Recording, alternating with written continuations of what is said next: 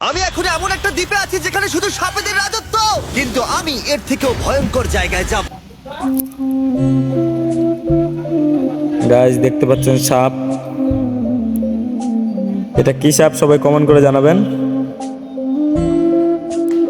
হঠাৎ বসেছিলাম, গর্ত থেকে বের হয়ে আসলো, তাই মোবাইলে স্ক্রিনে নিয়ে নিলাম। সবাই সাবধান থাকবেন এবং বাজারের নিচে ছোট বাচ্চা থেকে দূরে রাখবেন, কারণ কখন কি অঘটন ঘটে আসে।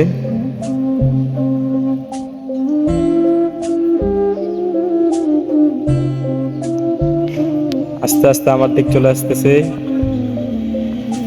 আয় আয়।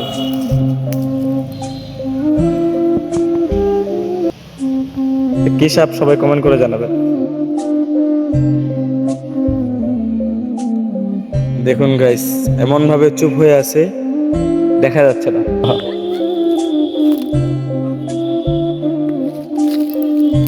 আহ,